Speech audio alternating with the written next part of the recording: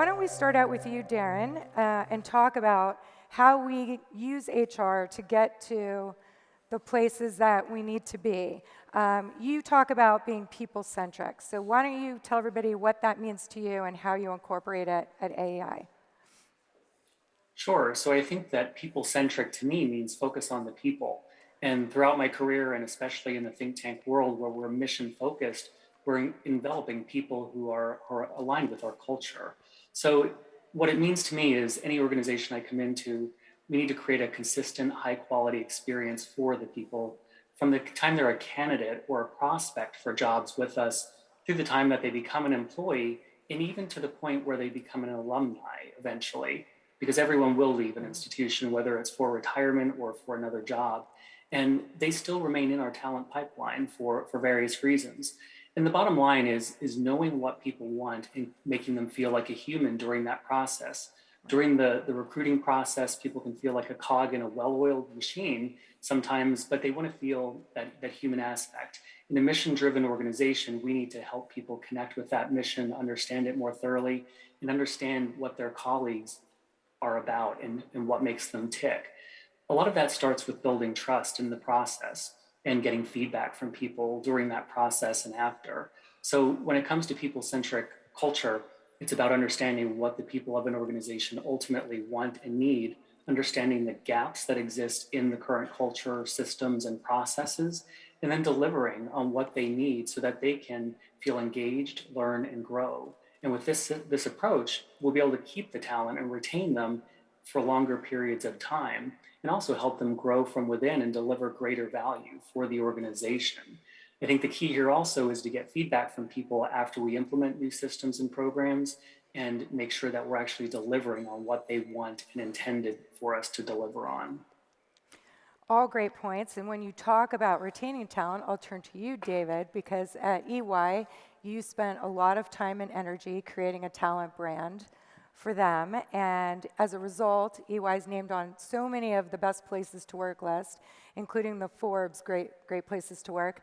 And correct me if I'm wrong, but I can't ever remember a think tank being on any of those lists. Well, no, but I don't believe that they are on that list. But I do look at the discussions that have happened today and the focus on professionalizing what we do in terms of talent, recruitment, talent engagement, talent retention, all those other sorts of things. I think the mindset is in the right place for think tanks to excel in this area. And certainly in my experience with the Peterson Institute, I've actually seen that. I've seen wonderful practices there. But let me talk about like the professionalization of really becoming a great place to work. All of that starts at the very, very top of the organization with a true organizational commitment to doing this well and to doing it throughout in a very, very disciplined way. And this isn't something that you can fake. So if you think about great places to work, Great Places to Work relies principally on an employee survey, an anonymous and a random employee survey that goes out, and it can go out to your body, and 2/3 of your score relies on what the employees say. And if you think about that in a consulting firm, like I used to, to help lead, our median age was under the age of 30. So these were thoughtful people, in many ways skeptical people, and that employee proposition of really having the best workforce and the most engaged workforce, it had to resonate at every level. And I'll give you, all that tone kind of started from the top. I was the chief of staff to the chairman, to a couple chairmen, and the number one thing on their minds was the commitment to talent and for us to be the very best talent brand out there. And that meant all sorts of things. That meant, being aligned with the purpose of the organization, the brand of the organization, the values of the organization. That meant being, absolutely truthful and credible with people when values, when we ran astray from values or things happened. And, it just meant being very, very credible and being very engaged and having that discipline throughout. And, in terms of how seriously we took it, and I think where think tanks can go, is at every level of the organization, it was measured. So every leader, every manager in that organization was measured by their people. And the expectation was that you were going to be very, very engaged, and you were going to live, those values. We were fortunate enough to have been well led and to have had great people. But we were on that list for 23 years in terms of EY, along with Working Mother, Diversity Inc., all those other sorts of places. But it really starts with just great discipline and values throughout the organization and a lot of communication. Yeah, all good points. So when we're talking about the professionalization of these management levels, I'm just curious how many people at the think tanks in the audience here who has a professional HR, someone dedicated to doing human resources at your institutions? So maybe about a third of the people here. I think at some of the smaller institutions, they don't have anybody dedicated to this. So how would you work in a think tank to make these moves that both of you are talking about if you don't have anyone dedicated to it?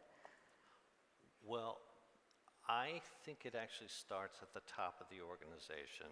Ultimately, it starts at that CEO, president level, chairman level.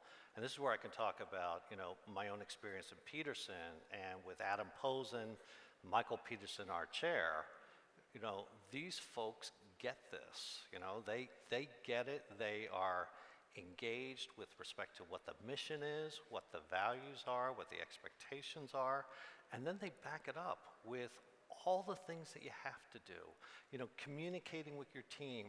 Adam does this on I did this right last night after our dinner here. He actually engages the team twice a week, and the entire organization comes together. And then there's any number of other activities. One of the things Michael Peterson does, who is our board chair, Michael Peterson invites the entire staff to the board meeting. And that is, that's just, it's a small thing, but it's a way to have the trustees understand who the people are. It's a way for him to speak to not only the leadership and the governance of the organization, but to the people of the organization. So all those sorts of things, you just have to do this day in and day out. So that and your other job, right? What's that? That and your other job, if you don't have an HR right, person, right? I know a lot of us can relate. Darren, both of you, David and Darren, are both relatively new into the think tank community, right? You both started in fall of 2020. What was your first step in coming to AEI to create what we're talking about here? Sure. So in my case, my first goal was to hold listening sessions around the organization because, again, I needed to build relationships and build trust with the people around the entire organization. I started with every level of the organization, not just executive leadership, but entry-level research employees as well. And by developing the relationships and developing a clear understanding of what their expectations were, I'm able to develop a strategic HR plan so I can identify the gaps and fill in the gaps and deliver what they're expecting. And we'll do this through a mix of in-house developed programs and trainings to develop leaders and employees and focus on skill enhancement. But we'll also contract with outside vendors as well. And I think this is a key for any organization that doesn't have an HR team or an HR person in-house, is that you don't need to develop all these systems on your own. You can reach out to consultants that focus directly into the think tank world or other industries similar to the think tank world, and reach out to them, whether it's recruiting, whether it's engagement or communication needs. They're there to help, and they aren't necessarily expensive, and they're there to partner with you for these types of approaches. So in my case, we'll have a blended approach so that it matches our culture. What about you? What was your first step? When I came into Peterson, we already had an established HR leader Sandra Barrett, Adam, very, very engaged in this. And then also HR was integral to, to the leadership team. And so, I didn't have to step in and I had to step in and kind of adjust what I had been doing for years and, and learn how to add value to the team. But, we were lucky enough to have had that in place. So you both started during the pandemic, and I think as a lot of the panelists have mentioned, it really offers us an opportunity to change the way we do things, and maybe this is the time to make the change with work-life balance and career development and working in different ways. So is the hybrid model and this focus on wellness, you feel, David, going to stick? People are going to take this opportunity to make the change now? Or do you think some people will go back to how they did before? I know the CEO of Morgan Stanley wants everybody back in his Right. office. He says if you can go out to eat in a restaurant, you can make it to work. Right. Well, so I take the whole question on wellness and I back it up to a respect for the employee and a commitment to develop the best win-win relationship. And I think in the wellness space, I think you're going to have a lot of flexibility as to how people can adopt that and how they can, adapt that to their particular needs. You have people that, surveys have been done. We did town halls. We got a lot of feedback on this. I don't think we're going to go back to a straight, 5-day a week, for the full engagement. I think we're going to have a hybrid model out there. And I think that focus is going to be on how do we fulfill that value proposition for each respective employee. Now, there are going to be times where we want people to come together, we want teams to meet, that's going to drive innovation, that's going to drive all the things that were talked about on earlier panels. But I think we're going to have a lot more flexibility and, kind of a professional adaptation here on a personal level, on each individual. Right. For each individual. What about at AI, Darren? Are you going to go back to the way it was, or are you going to make a change? Sure. So our model depends a lot on mentoring and ad hoc and organic approaches to developing our junior staff, our research assistants and such. So we'll probably have some type of hybrid that we deal with on an individual approach to be sure that we have people in the office. Our culture is dependent on our people and they develop our work product, which is our ideas. And the best collaboration we feel comes through that in-person interaction so that it can be more organic. But we will be intentional in our efforts to pull people together, even if we do have somewhat of a hybrid model. So do you feel this is, when you're recruiting talent, that's going to be a selling point? How do you sell it to people that want something different than before?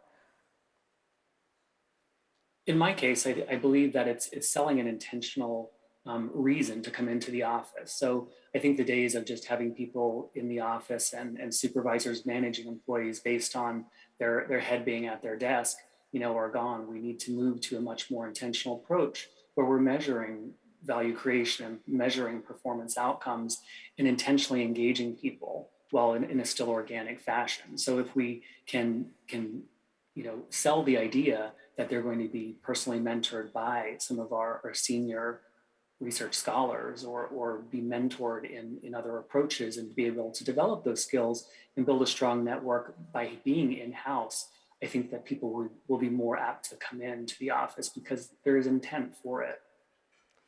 Right. It's not just having a meeting to have a meeting face-to-face, right? People are more focused. Correct. The point Correct. that Darren makes is absolutely right here, that the development model really is, it's a mentoring apprentice model. And so, your opportunity here to work, to sync up with a really good leader, to sync up with a very good team, and then, to put yourself into it, is something that you want that employee to do. And the folks that are going to thrive in that environment are going to be the ones that form those personal relationships, that get challenged, that earn the trust, and that, the mentor that can sponsor the individual and open up new opportunities and, new assignments and challenges and really take that person under their wing. So it's we're going to have to flex on this, but I do think it's part of the equation where we can match great talent, achieve that mentoring promise here, that apprentice promise, and then, work creatively as teams, but then also provide flexibility as employees need. Yeah. So, I was going to wait till later, but since we're on mentoring, who was your mentor and how did they affect your career? oh, I had some really, really good ones. At EY, my mentor was Steve Howell, and Steve was the CEO and chairman of the Americas. But I've had some, really spectacular ones over the years. Adam, in many ways, is a mentor. I got to know Adam, 10 plus years ago.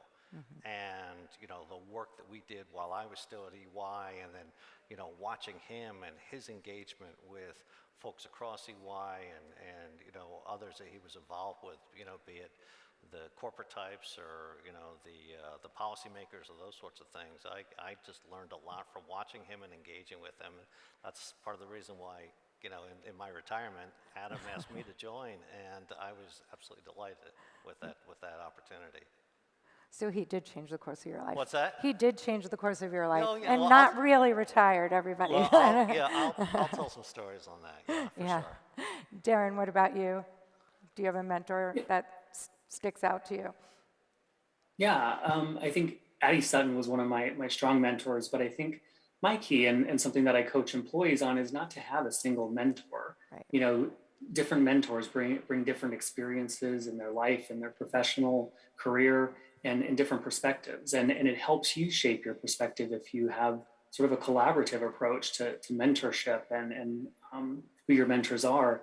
And in turn, developing mentees of your own, because in a way there's reverse mentoring that happens with individuals. And I think one of the best experiences in my professional career was when I started to mentor people, because first I was shocked that I could actually mentor someone, but I also was able to learn more from junior talent about where careers were heading and the perspective of the younger individuals coming into the workforce. So I think mentorship goes both directions for me.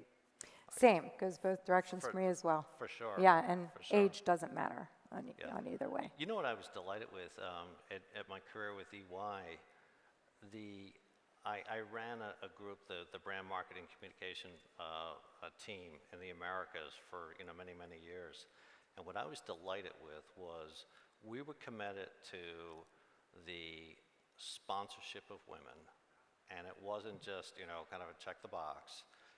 It was finding really, really talented people. And so over the course of, 10 years, I helped 40 women, or I promoted 40 people to director, partner, and 90% of them were women. And they were the most spectacular team.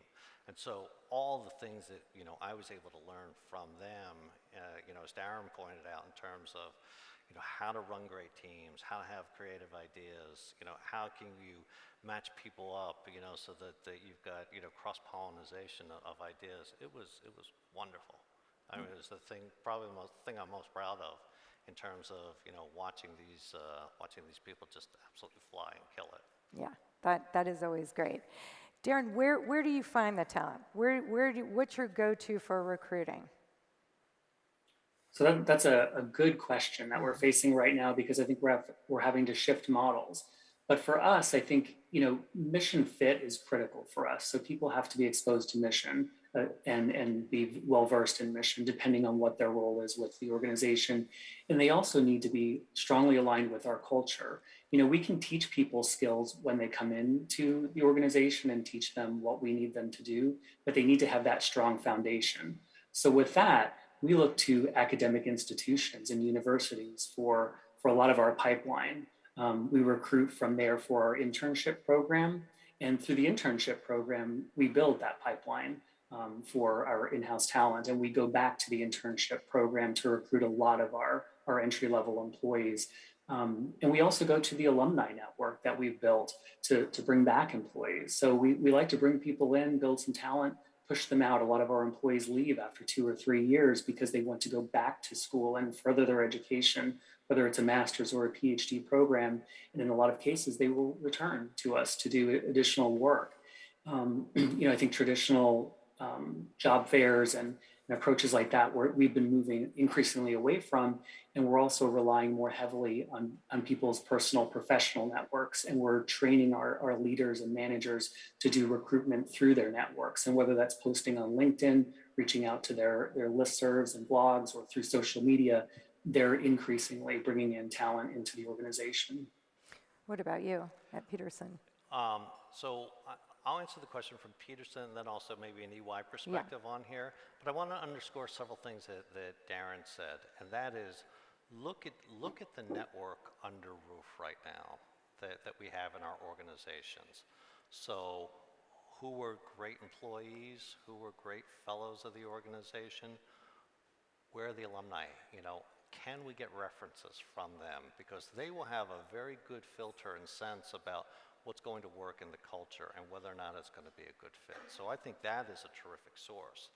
And then I think you have to look at, the non-traditional kind of fits in your organization and say, okay, what kind of value add could they bring? I'll give you a sense of, at Peterson we have about 70 people overall. And each hire that we make is a critical hire, so we have to get it right. When we were dealing at EY, the numbers that we were looking at was we would hire 50,000 a year, 50, and we would probably talk to a factor of 6 or 7 to yield that 50. We had 300,000 under roof, and we had over 1 million alumni. Every single part of that equation was absolutely vital, and it was vital to communicate what your brand stood for, what the authenticity and the credibility of the business was like.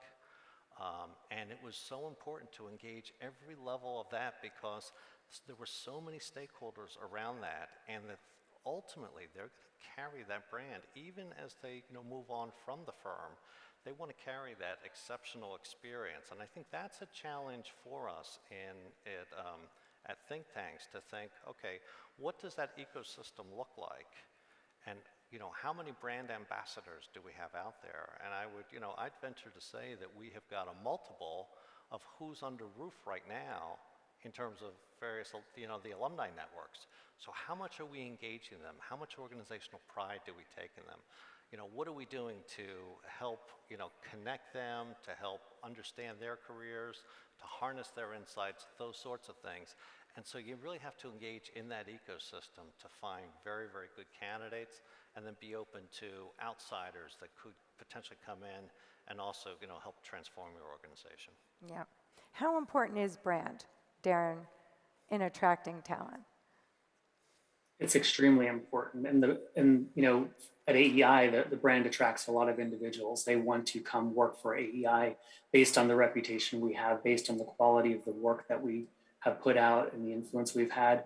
And also the brand of our individual scholars is critical. Many of our research assistants and staff come in with a scholar in mind that they want to work with, and they're very intentional at applying for those specific roles in which they'll work with those scholars and individuals. So it's incredibly important for the organization as a whole to have a good employment brand, but also individual employees to maintain an exceptional brand. So when we're talking about, though, future talent and being attracted by our brands, how do we, empower them to become the brand? Yep. So I think you have to be very open on that front. When I heard several of the panelists over the course of the last couple of days talk about the employee brand, and what I would caution on that front, I think brand is absolutely essential. But this is an exercise that should be taken so thoughtfully as to what is the purpose of an organization, what is its mission, what is its values, what do its people embody, what are the various ways that validate, this organization's mission, what are the activities, who are the individuals that embody that, and really take your time very, very thoughtfully, because when people can connect to that in a very credible way, it really elevates the organization. And there's any number of studies out there about purpose-driven brands and ones that are done well, and then what that does relative to performance, attraction of talent, client or customer or stakeholder satisfaction, ultimately making a difference. So, that element of brand is really, really important. And then, it's up to the leaders to kind of call out and to validate the activities that lead to, a successful brand, that actually validate, what is right about the brand and where the brand shows up and it lives its brand promise. So it's something that really needs to be taken, very thoughtfully. You just don't sign up a marketing organization to put a tagline on or to give you a good visual identity. It's really getting to the essence, what the soul of the organization is all about, and then calling out and validating the people and acknowledging the people that really live up to that. But what we're talking about here, attracting future think tank talent, how important is it to reevaluate your mission and your brand, especially now at this juncture of, faster technology, more technology, and think tanks, kind of being known as kind of more of, a little old-fashioned. And so how do we get these new talent in here with the same old mission and the same old brand? Darren, why don't you try that one? Sure. So I think, in most regards, I don't think the mission of an organization will change. I think, they will still be pursuing the same vision and mission in most cases, but how we accomplish it may change, and how we, represent our brand may change.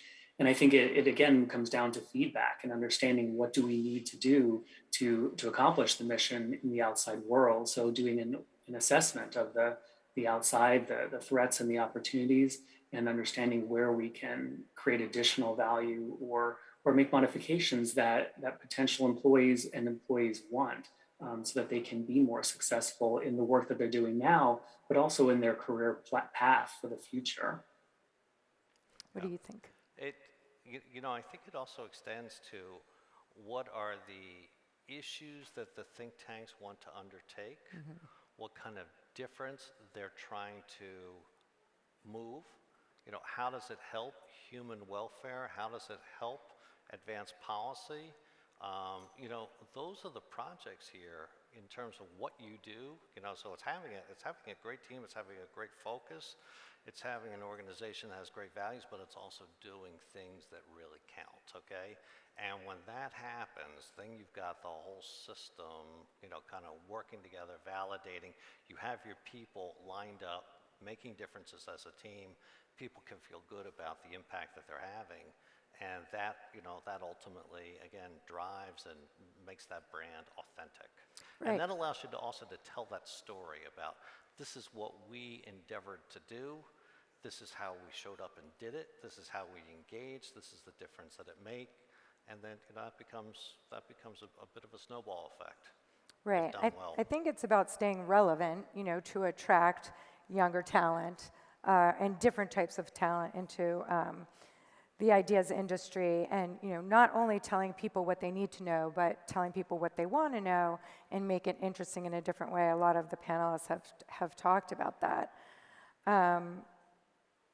So talk a little bit about that. I know you have done a lot of interesting things at Peterson with kind of different types of topics. The Olympics are in the news now. How is that drawing new and broader audiences to you and potentially attracting talent? Oh, sure. Well, if I could tell a story real quick about Yeah. how I got involved with Peterson, and what got discovered, and then how that influenced what we were doing at EY. If I just kind of bear with me for a minute or so.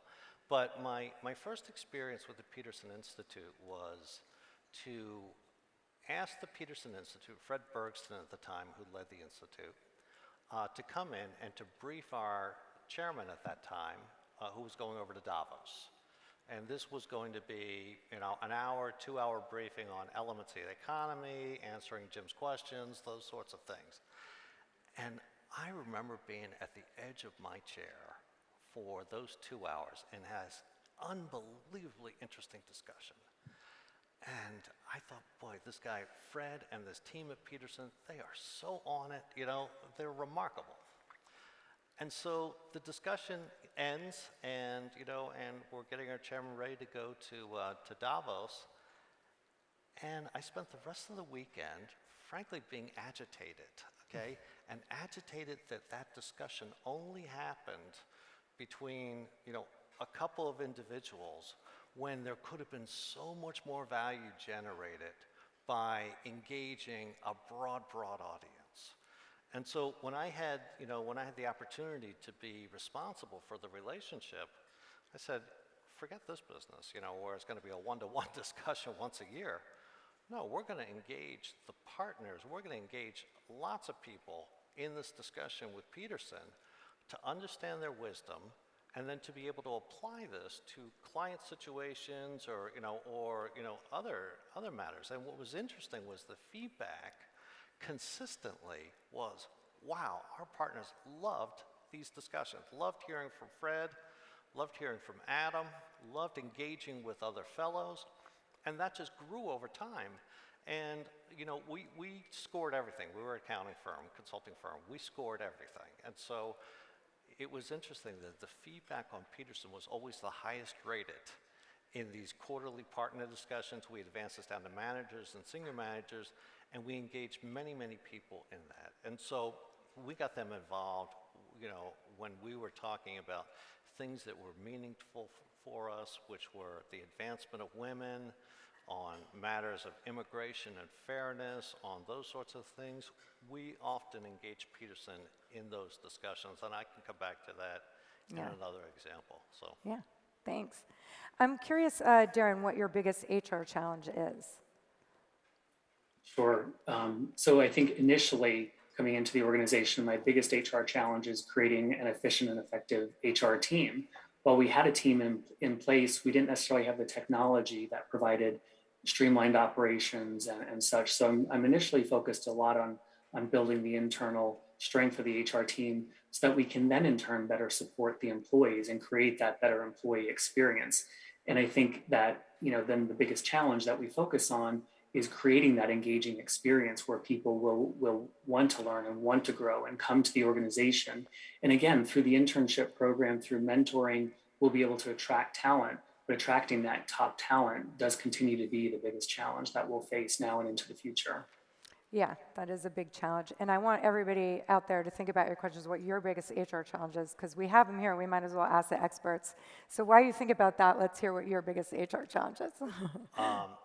HR challenges, I think it's probably several things that have been raised already, and that is, you've got very talented people across the organization.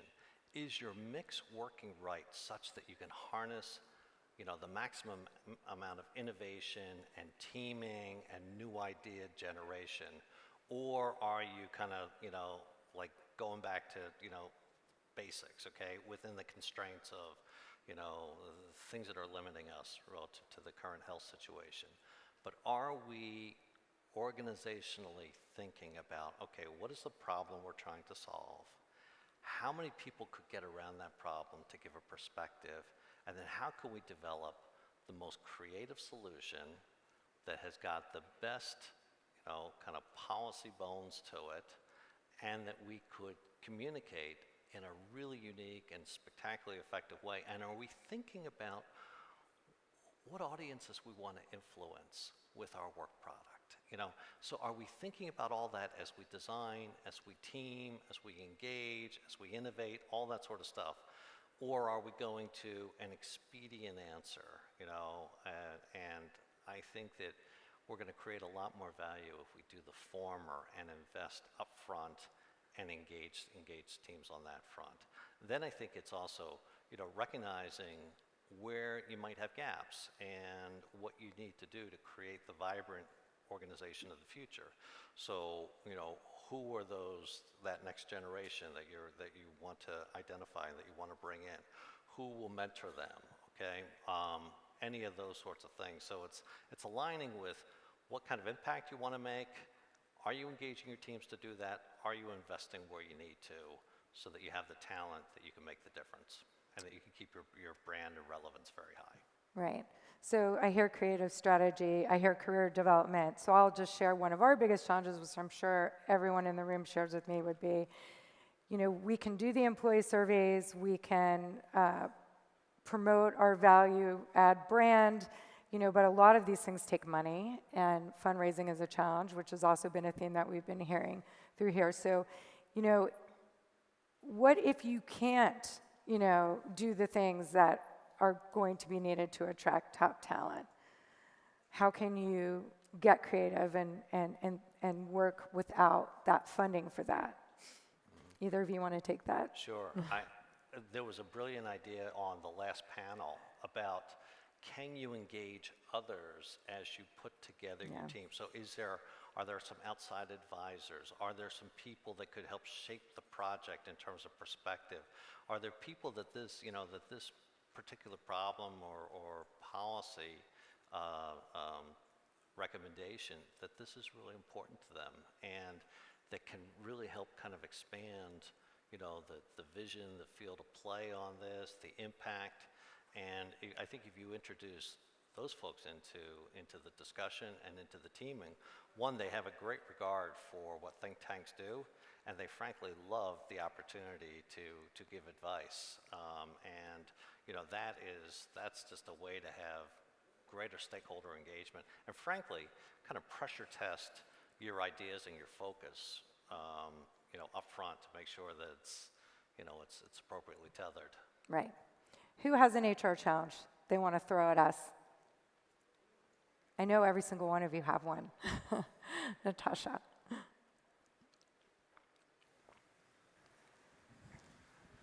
Thank you so much. I'm Natasha Jacome from the Wilson Center.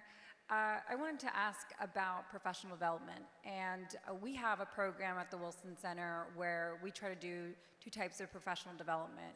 Organizational-wide, where we bring people in and get some sort of training, and we also have a separate budget where we ask people to apply to use the professional development fund for their personal professional development. Unfortunately, it's actually very underutilized, and we haven't been able to figure out how to get people to take full advantage of this. And this is one of our value add that we talk about. Sometimes we can't compete with the salaries, so we constantly try to say, hey, we want you to use this fund. It seems like we have the same people using the fund always, and it doesn't matter how many trainings we bring, people say they want trainings, and there's not a lot of participation. So kind of what success have you guys had with making sure that people are utilizing their professional development? Yeah, it is true. It's available, but not everybody takes advantage of it. So how do you encourage people to do that? Darren, do you want to? Yeah. Sure. So I think in my case, I've experienced this many times and for many types of benefits, not just education, but it's really understanding the barriers that stop people from utilizing these services, especially in this case, the training and education. People have lives outside of work, as we know, and they may have children, they may have travel issues, they may have other circumstances that preclude them from taking advantage of it. And while as an employer, we're not there to remediate their individual barriers, we can sometimes facilitate them working around those barriers. For instance, being sure that they're aware if they can take courses during the workday periodically and adjust their work schedules, again, looking at workplace flexibility. But I think the key is going back to those employees who are not taking advantage of it and understanding what the barriers are to them taking advantage of it, and being sure that you're marketing everything well to the employees and they understand that it's essentially money and compensation they're leaving on the table that they're not taking advantage of, and then talking about the experience and skills that they can build through those types of programs. So what's the value and what's in it for them is critical to convey in that marketing of it. Right. Yeah, I agree. Any other HR challenges? Can I add? Yes, can I add go one more? ahead. So I agree with what Darren said. I think it starts with the kind of the mentor-mentee relationship, engaging, thinking about, looking at the potential of someone, being very frank in terms of what they could use, in terms of their own development, whether it be education, experience, those sorts of things. So there's an encouragement element there that I think goes a long way. Borrowing from the private sector, one of the things that we employed at EY was something called badges. So we had, at because we had a lot of certified people, certified public accountants, tax professionals, others, there was a continuing learning requirement. And what we did is we developed a tremendous number of programs, and then we allowed employees to effectively earn badges so that they earn a credential. So they could be a bronze in cybersecurity and go up to a gold in that, okay? But these were courses that they could actually use that in effect were kind of currency, kind of skills currency, that when they began to think about their next assignment or where they wanted their careers to develop or anything along those lines, they actually had those courses, that were, very rigorous, and it created this competition in terms of, how many, how the region performed relative to badges, how many employees took on badges, what happened. And so I think there could be some elements there where, potentially some of the courses that could be valuable, we might be able to, all collectively go to a couple of universities and say, hey, we have got a development program, and what might we be able to borrow and to have our employees engage with? Yeah, that's great. That makes it more fun. Omar Labedli, Dirasat. With the pandemic, with the switch to remote work, now, as you mentioned, people are coming back, but different jobs vary in how suitable they are for remote work. How do you address the tension within an organization and the feeling of resentment that might appear among people who work in the jobs where they're not suitable for remote work, feel towards the people whose jobs are suitable? How do you create, do you have to have a one-size-fits-all policy? If you don't, how do you deal with that potential resentment? Yeah. I think what the theme of that we've been talking about the past couple of days is maybe one size fits all doesn't work anymore. But Darren, do you want to start out with that one? Sure, no, and I agree, one size doesn't fit all ever. And I think we need individual approaches to meet needs. And I think it's about gaining the buy-in from the employees in each of those roles. So, in most cases, employees talking through their jobs and what their roles are, they'll start to understand that their job requires them to be in the office physically, and understanding how they impact other employees. It's not just about their role in particular, but the engagement that they can have with other employees and the impact they have on other jobs and outcomes. And then again, being intentional with the collaboration, be it organic or a little bit more structured, the requirement for what the value is in the office will be beneficial for the employee to understand and buy into. Next problem. Challenge. They're not problems, they're challenges. Right here. Thank you. Charles Powell from the Elcano Royal Institute in Madrid, Spain. My biggest HR challenge is assessing and evaluating our scholars' work in a fair manner, and a manner which can translate seamlessly into an incentives policy. In a university, it's pretty straightforward. You judge people on how they teach and how they research. We expect much more from our think tankers, right? They have to engage with the media, they have to engage with our stakeholders, they have to produce interesting research through all sorts of new platforms. So what would your advice be on this? I think this is currently what's giving me most headaches as an executive. Thank you. It's a great question. One of the things that I have found with some of the Peterson scholars is they have really worked hard. So one, to do very thorough analysis, but then to create that level of stakeholder engagement, that community of interest. And so, what have they done relative to their studies? How have they made that work available? How have they simplified that work, or done it in a unique way through charts or visualization? What are they doing relative to pulling stakeholder communities together? Be it on, do they have a particular brand? Like I think about a Chad Bown and what he's done relative to Trade Talks, or a Nicola Verone and what he's done relative to the financial statements community. And so I think it's kind of the breadth of how are they engaged, And then, what are they demonstrating relative to thought leadership, but then lots of stakeholder engagement and trading of ideas so that you're creating a community where you're actually seeing policy recommendations being discussed, being evaluated, being taken on. So I think it's really kind of extending the impact of what they do. And, and there are various ways that, if people need help in that regard, this is where I think others in the institution can come in and help them out with marketing or with, other things just to help the effectiveness and the reach of their analysis. We're out of time, but Darren, did you just want to throw a sentence at that, or? Sure. I think it's the ever elusive problem is creating some quantification around qualitative work, but looking at impact, I think, is critical. Yeah, I agree. That's what I was going to say, impact. What impact results and it would be different for everyone. Again, it's not a one-size-fits-all. So subjective, not objective.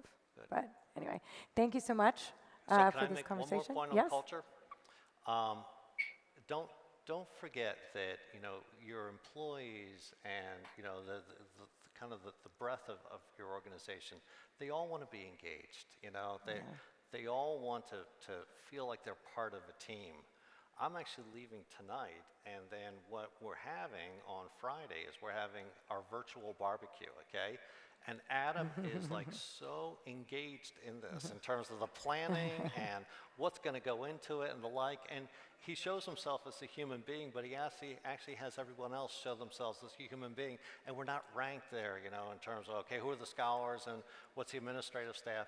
It's just it's a way to kind of, bring the organization together and to validate, and not forget who we are. So anyway, don't be afraid to show your culture in really unique ways and show your vulnerability and your connection as leaders.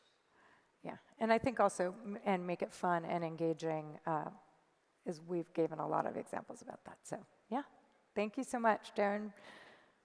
Thank you, David. Thank you. Thank you. Thank you.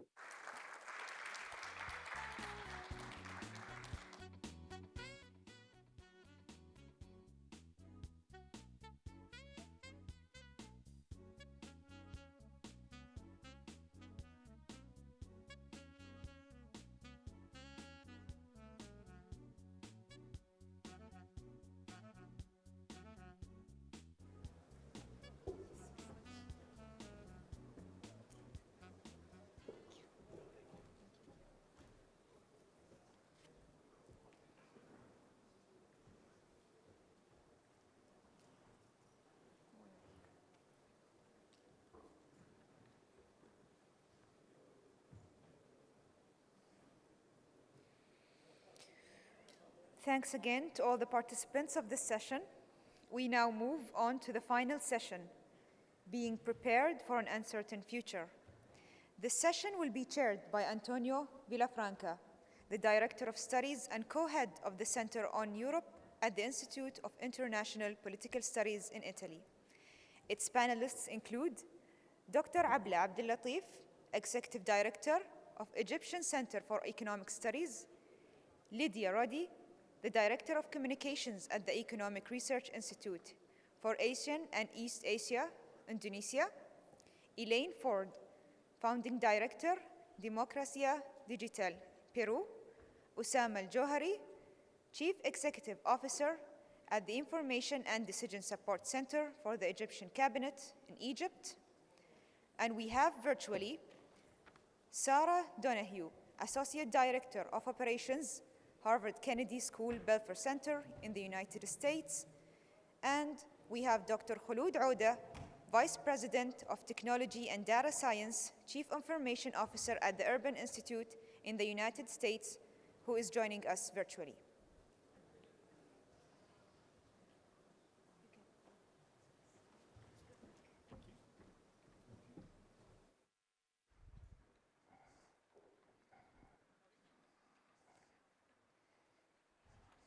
I don't think we need it.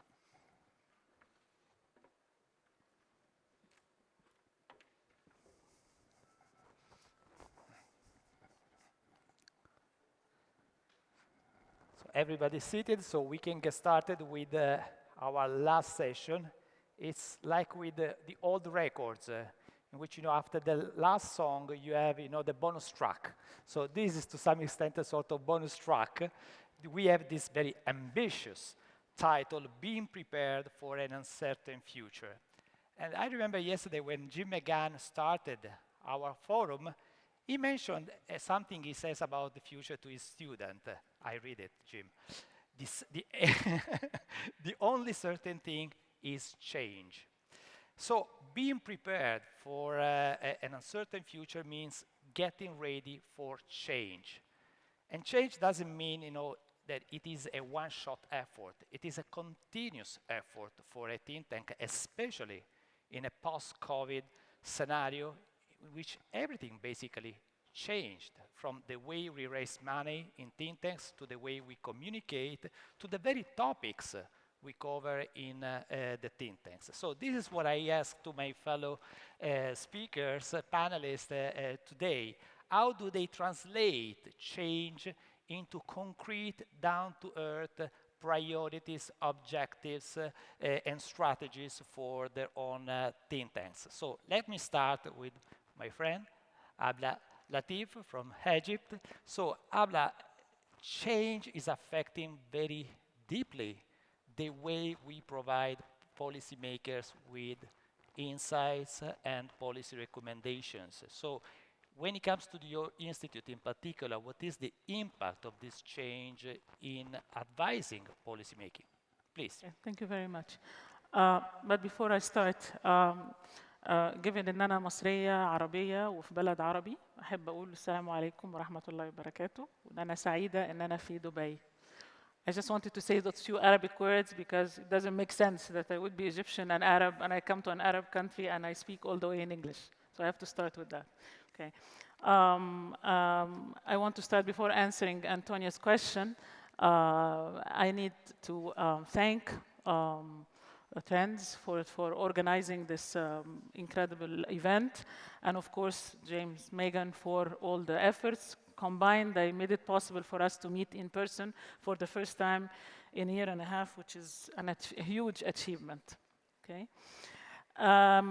This is your very last session after lunch, and we're only keeping you away from the cultural tour, so we'll try and keep you awake, I hope. Okay. Antonio, of course, you're absolutely right. Policymakers and the relationship between policymakers and think tanks is extremely important. And this is what I would like to focus on, because we all agreed that think tanks need to change the way they do things. They need to be more agile. They need to be more efficient, et cetera, et cetera. We've put some broad lines for how this is to be done, but we did not make it very concrete. And I think it lies at being concrete is the relationship between the think tanks and policymakers in particular. Think tanks sort of lie between policymakers on one side and everybody else, all the other beneficiaries, the people, the businesses, everybody. Think tanks have the expertise, they understand the problem, they analyze them, they make recommendations.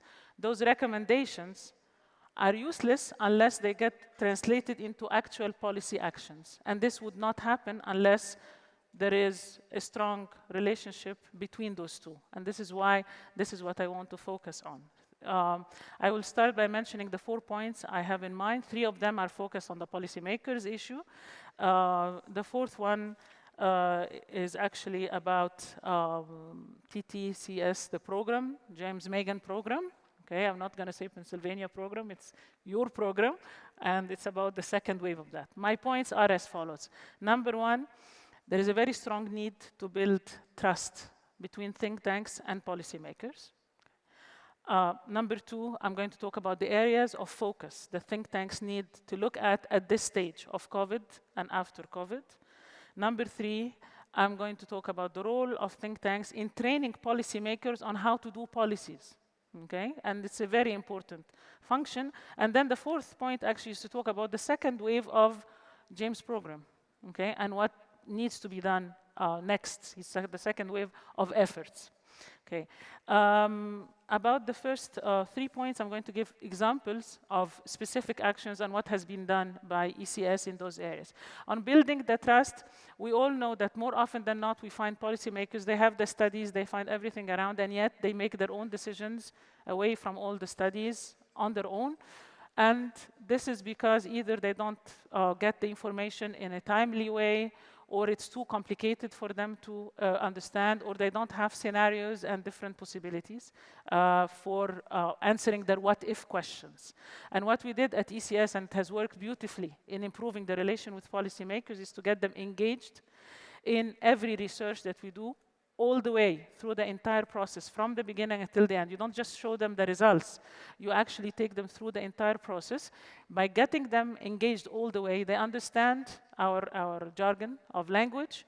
They understand the challenges we face. They become part of the problem, so they become even better part of the solution, and the research brings much better results. Okay? This is as far as the first point is concerned. I'm not going to mention a lot of examples because you have time issue.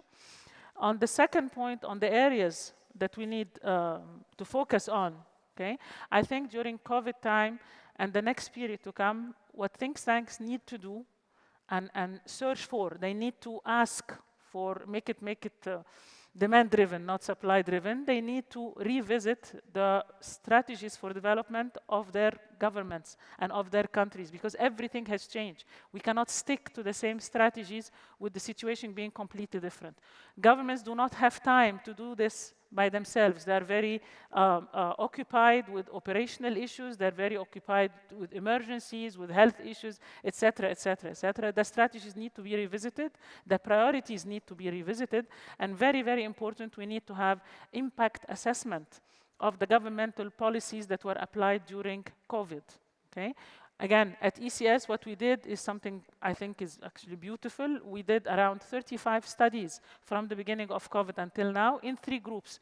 The first one was looking at the impact of COVID on all sectors in details, all right, at the beginning of the crisis, and what we saw could possibly happen, the different scenarios. The second group was on assessing the reality of what happened against the scenarios that we had. And the third one was in identifying what we call drivers of change. And the drivers of change are the issues that need to take priority in order to improve things. Okay? And what we did is make those studies and actually give them to the government, give them to the policymakers, and they were extremely useful, and they were used actually in changes in certain policies that were not, that did not take place before that. On the third item, this business of the role of think tanks in training policymakers, this is an extremely important function. It's a program that we started 3 years ago. Okay, in conjunction with SIPE, an American institute, developmental American institute. What we did is have introduced a cost-benefit analysis program for public policy. Governments make mistakes, policymakers adopt policies, they suddenly find some people hurt by those policies, they end up changing the policy, okay, or they end up giving advantages that they did not plan on doing. This requires cost-benefit analysis for the public policy before it takes place, to know the winners, to know the losers, and to know how to compensate and to check all the alternative scenarios. What we are doing is have this program for training second and third layers of policymakers. We are talking about people in the government, people in banks, people even in NGOs, assistants to the parliamentarians, and we are intentionally going for the youth and the second and third level, because as you all know, you cannot teach old dogs new tricks, okay? So the first level of policymakers, they will go their way no matter what you do, okay? So the idea is to bring along the others. So I think it's an extremely important function. On my last point is on what I call the second wave of effort by TTCSP, or James Megan's program. James has already introduced the UN that was mentioned in the morning, the UN for think tanks, bringing them together. It's the silver lining actually of the think tanks, of COVID-19, is being able to bring everybody on board globally to discuss things together. Everybody has agreed that all the issues are multifaceted, multidisciplinary, okay, which means that we need to bring think tanks together even more, because think tanks tend to be specialized in individual topics, okay? And so we need to have them all. The second wave would be focus on specific topics. Okay, like if you talk about health, then you look at the economic side, you look at the health side, you look at the social side, you look at everything. So what you are doing is collect the think tanks around a topic. I think there needs to be a platform for that. James is the best one to start something like this, okay, where think tanks can interact with each other, design projects with each other, and in so doing, they can seek funding also with each other, which is going to reduce the competition, the repetition of research, and the competition over limited funding. As Charles was saying yesterday, we are all competing over very small funds allocated to think tanks. So I think this is extremely important, and of course there is no time to talk about details here, but we need this is something that we need to do in the future, and we can work on its details, but it's extremely important and useful at this stage. My final point actually is related to youth. Everything that we talked about today and yesterday was about youth and talents and the need to recruit youth and good talents and needing to keep them. And we talked about a lot of things. I want to add one item. Just like there is a glass ceiling for women, there is also a glass ceiling for youth. You can get the best talented people, but when they enter the institution, they are still constrained by the beliefs of the older generation, by political consideration, etc., etc. I think it's essential that we allow the free spirits to be free. Innovate, think freely in an uninhibited way. This is extremely important. And then the second thing that we need to do is make sure that what they say reaches the policymakers. I don't want to tell you how much pleasure my researchers get when the studies that we do, okay, go to the policymakers and get adopted. This is more rewarding than money, okay? It's the emotional support that keeps them in the job, a lot more than the rank and the money. But for this to happen, it takes you back to the first item I talked about, which is the trust. If you don't have trust between think tanks and policymakers, you will not complete the circle, you will not reach that stage. Thank you. Something about trust. Yeah. I mean, because I have the feeling that, think tanks are making a mistake, because since we are trying to advise governments in a situation of pandemic, of emergency, we are forgetting, what are the objectives also for governments in the mid to the long run. There is this short-termism, which is now the new imperative. And in Europe, we know perfectly, now we are spending. The public debt is skyrocketing, and nobody's really advising governments on the sustainability of debt. Maybe, unfortunately, after the economic crisis, there will be a financial crisis, wherever it comes from. And maybe we are failing, to, go beyond short-termism and, indicate to the government, you know what, there is something, unfortunately, beyond the pandemic, which is also the effect of the pandemic. Mm-hmm. I think you're absolutely right. What you're saying is actually spot on. The role of think tanks is to think. It's exactly that. The government does not have time to think. This is the ugly reality. They are very busy with operations, with firefighting here and there. So it's the think tanks that need to tell them all those policies in the short term, okay, cannot continue in the long term. This is one. Two, they need to tell them that you have to know where you're heading in the long term, so that whatever you adopt in the short term does not spoil. So you are on the right route. So it's the job of the think tanks. You're absolutely right. They are failing to do so. If they do so, they would be doing the right. This is what I meant by saying that we focus on setting the priorities, on having the sustainability of the situation beyond, and revisiting the strategies. Thank you. But when we talk about change, we need to change also our communication strategy. Also, the pandemic completely changed the landscape in terms of outreach and communication. So I will now turn this question to a real expert on communication strategy, Lydia Raddy. Please, Lydia. Thank you. And assalamu alaikum. I live in Indonesia, and so it's a Muslim country, so I follow your lead on that. I work for the Economic Research Institute for ASEAN and East Asia. We've been around for about 13 years, and I came in 5 years ago.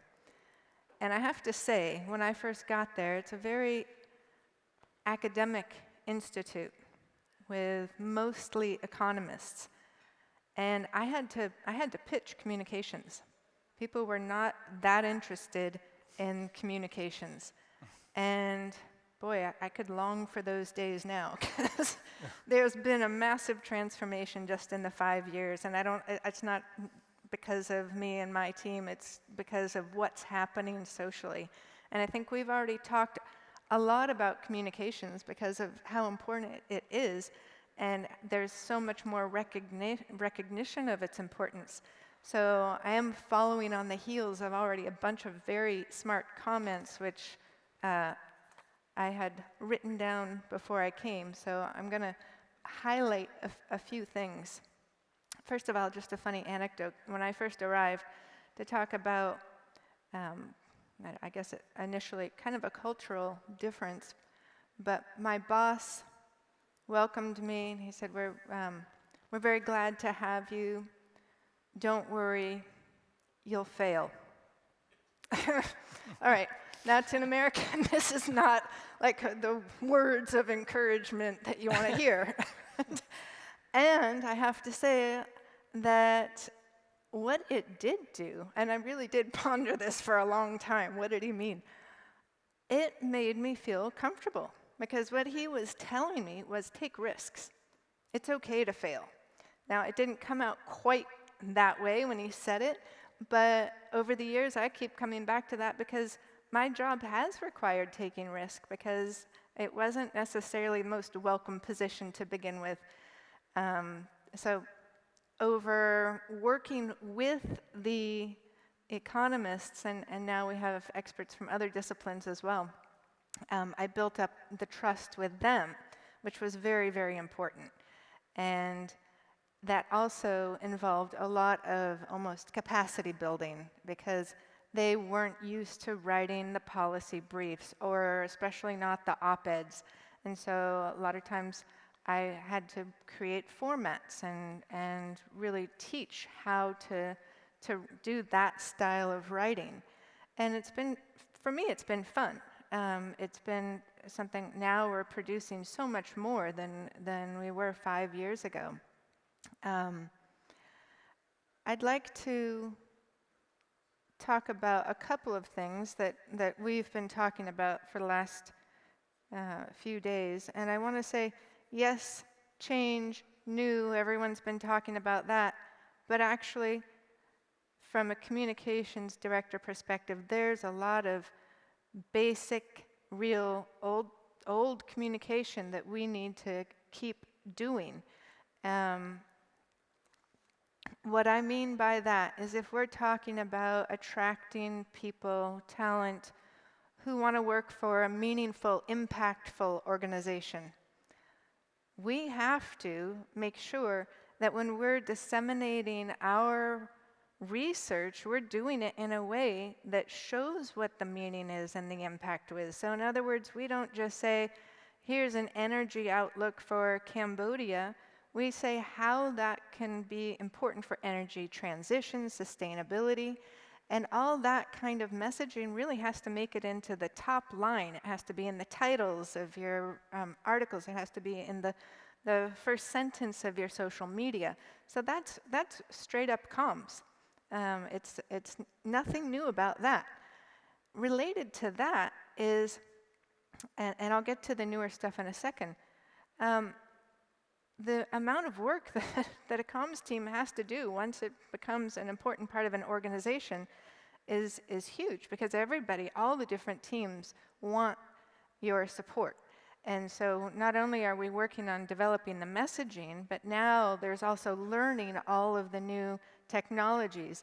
And I have hired a team of young people. I mean, I remember one of my board meetings, one of the board members said, well, the first one was, you know, there's all this social media and it's free. And A, we already had social media, and B, it's not free because you're paying someone to create the content for that social media. And then another comment was, and you know, we need young people to be doing social media. Well, yes, it's great to have young people doing it. And so I do have a very young team, and they are sort of more naturally adept at it in terms of the technical side of it. But a lot of the messaging is very traditional messaging. So, so that's on the theme of meaningful and impactful work. Another thing is we want to make sure that when something happens, when a policy is adopted or when a trade agreement is passed, and that's something that we've worked on, we can't always claim directly that we were supporting that whole process, but we can write opinion pieces about it that show how, that we were involved. And so you want to make sure that to get the message out about the kind of impact that your organization is having. 1 minute and a half. Okay, let's see. So I'm going to skip diversity. I think we've covered that. Well, actually, one quick note on the diversity issue, in addition to needing diversity of channels and diversity of products, is there's something missing in the conversation about the fact that there are systems in place that the way our society is set up that still blocks people from entering into the think tank world. And some of them were mentioned, but I think we have a real opportunity right now with remote working, because one of the things that people might have a challenge with is they don't live anywhere near a think tank. As other people have mentioned, I mean, most think tanks are in capital cities, expensive places to live. So I've talked to some other people who've been able to recruit people from outside the sort of think tank zone. And I think we need to keep that in mind moving forward, because there's a whole opportunity of other people there that we can tap into. Hybrid events. We need to be working a lot on the hybrid events, and Linda and I were talking last night. She said, we're going to have to look like CNN Town Hall from here on out. It's a challenge technically. I've hired AV people. We've set up a room that's like a little TV studio, and we've moved fast on this, but it's barely fast enough. We're kind of just keeping up. On agility, I would say actually the traditional model of an annual communications plan, I don't really use it. I set some priority topics, and then I go work on those issues with the team who's doing that topic. It keeps my planning far more flexible. When something needs to change, I've got a small group to go to and say, what are we going to do in response to this? And then on multidisciplinarity, I'm not a comms person, actually. I'm a lawyer. So why did they hire me? Because I could talk to the researchers at the policy level.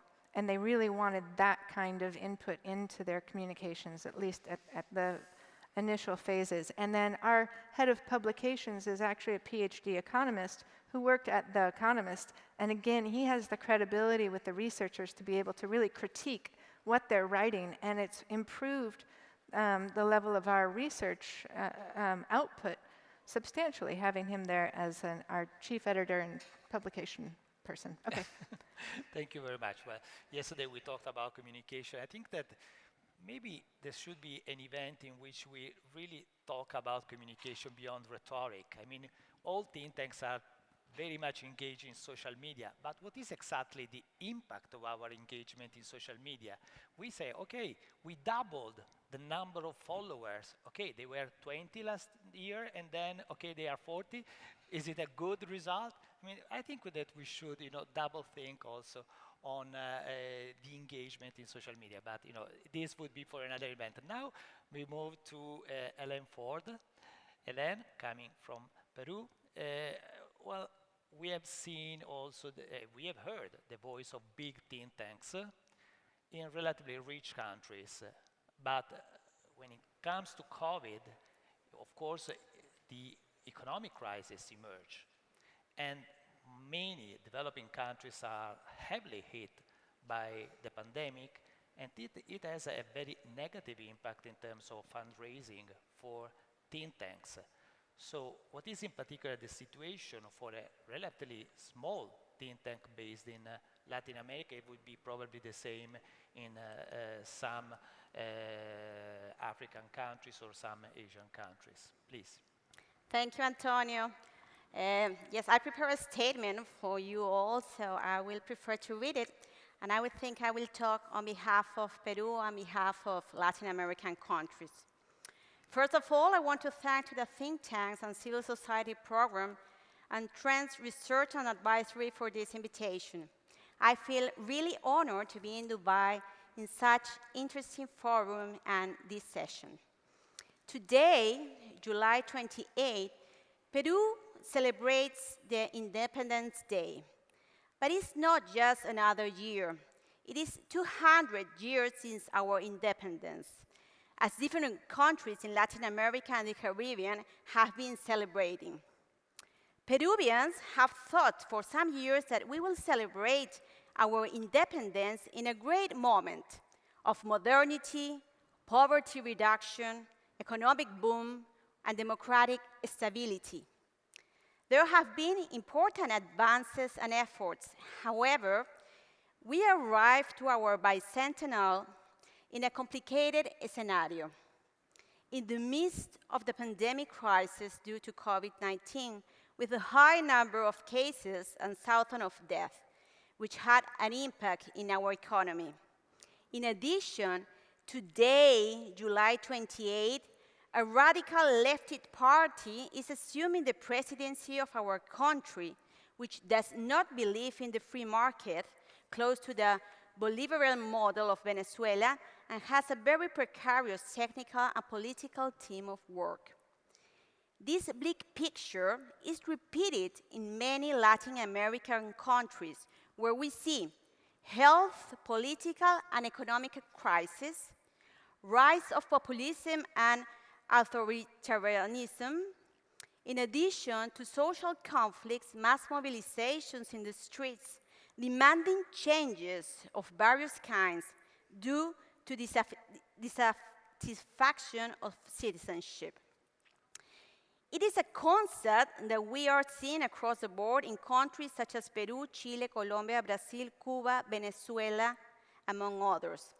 I repeat, these are crises due to different causes, but all of them, even with their own characteristics, generate instability, uncertainty, and social turbulence. And this has, without a doubt, a severe impact on the work of think tanks and civil societies. You might say, why? Think tanks in some Latin American countries, especially those think tanks of medium or small size, are negatively affected because many donors or international cooperation withdraws from the countries, and this generates a reduction of financial resources, which also means a reduction of staff or the amount of hours dedicated per day by this staff. It also means limiting projects and initiatives, affecting in this way the programmatic plan of the organizations. Faced with this reality, which we are living intensely, I dare to suggest 3 recommendations that we can serve in these uncertain scenarios and help to promote the work of think tanks in Peru and Latin America. In first place, I believe that international networks are very important. It is important to maintain and strengthen international networks for joint and collaborative work. In times of weakening democratic institutions and political instability, it is necessary for think tanks to reinforce their work with international allies, which can help in the formulation and development of projects. Such networks should support the work of think tanks and could open new doors for funding and cooperation. Moreover, in certain countries where think tanks are not close to the regime in power, on the contrary, they are critical of the work they do or the public policy they promote, these think tanks and their leaders tend to be defamed, persecuted, harassed, and their work is limited. These international networks should also serve as a warning network to show the world what is going on. Secondly, betting on technology. It is necessary to encourage a greater use of technology, especially for national and international communication, and also to achieve the crowdfunding modality for programs and initiatives. This could help to make more sustainable access to financial resources through non-traditional channels. I wrote an article a few months ago about digital transformation in think tanks, where I proposed a series of recommendations as part of the strategy, which I call them the 5M: mindset, management, matter, message, mechanism of interaction, and collaboration. However, in adverse times, I consider that it's a priority to reinforce the message or online communication and use the various technological tools available to disseminate the actions carried out by the organization, to attract new followers, and also to create an online network of young people involved in the actions of the think tank. It is important to be bold in content, to have presence in the various social networks, for example, including TikTok, which will allow reaching new audiences with new messages and new ways of transmitting content. In recent weeks, we have seen how social networks have served to let the world know what is happening in countries, for example, Cuba, when their own governments attack freedoms and seek to silence the population through internet shutdowns. So let's think about that and the importance of social media and the communication we send. And thirdly, empowerment of women. We already talk about this in the future, and I concede in that. No, we must ensure the greater participation of women in think tanks. We must empower them with new responsibilities, train them with diverse skills, especially in the use of technology, and give them opportunities mostly when they start in a very young age. A few years ago, our think tank created the Women Tech Leaders community, made up with women who already hold leadership positions in technology areas, in order to provide opportunities to other women who are interested but have not had the chance. Finally, I must say that in the face of uncertain, unstable, and risky scenarios for the functioning of think tanks, as it is the case in many Latin American countries, I believe that these three main aspects I described can be very useful. Of course, there are other more, and this can help the work they do and can strengthen the future work of think tanks. Thank you very much. Thank you very much, Elaine. So now we go back to Egypt for a peculiar think tank, because it's a government-affiliated think tank. So my question to you, Osama, is if at what extent, a government-affiliated think tank in a context like the one we are living today is more agile or not? Please. So, hello everyone. So is it clear? Yes. So in the beginning, I would like to thank TTCSP for their Dr. James McGinn and Alisa and Zoha for all their help and concern, and for inviting IDSC to attend this event. And also, I would like to extend my thanks to Trends. I told one of their colleagues today that they raised the benchmark for any think tank that want to organize an event for the hospitality and everything about this event. So thank you so much. My name is Osama Al-Gohari.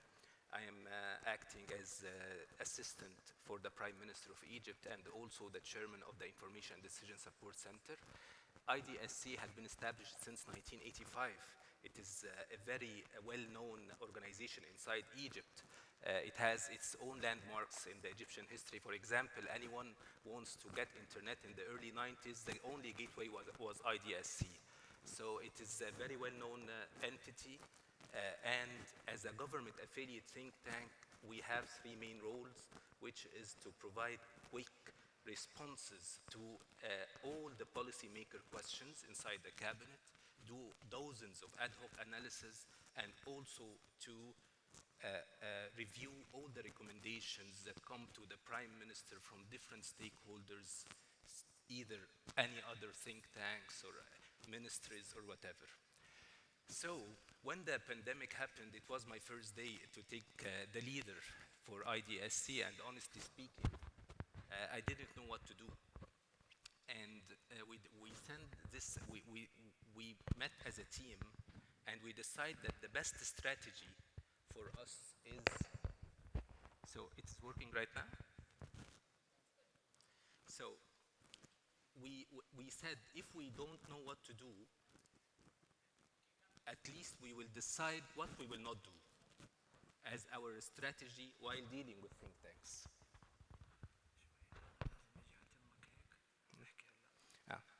So we set four main themes to act while working as a think tanks. First of all, that we will never allow to present to the Prime Minister or the Cabinet any decisions that's not data-driven. We will not rely on all technologies as our way while dealing with the pandemic. We will also have a communication with the public. We will not leave them to the people, and we will revamp our way of communication. And then we will never run out of ideas. And in order to do this, for the data, for example, we run 5 mega projects. The first one was we started to gather information about the most vulnerable targets inside the Egyptian market in coordination with the Ministry of Planning, Ministry of Solidarity. We gathered the information for 5 million people. And we are not talking about information, basic information, name, last name, email, phone, no. We gather information about the consumption of electricity, their bank accounts, how many cars do they have, how they spend. And we gather all of this information, and we built an AI platform that gave us a criteria who deserves to take a subsidy from the government. It was very interesting topic. We learned a lot from this process. Let me give you, for example, when we disseminate our first tranche, the people inside the poor villages, they didn't go, we sent the message in order to make sure that there is social distancing between the people to go to take the money in a specific day. But what happened in reality, that the poor people, they traveled for 70 and 80 kilometers and didn't go to that place. And this was very strange for us. So we run surveys, we find that the people doesn't want their neighbors to see them taking the money. So they started to travel to different places, and then we started to change our strategy in order to cope with that. Another mega project that we have done is an AI platform that joined all the economic indicators for the Egypt economy.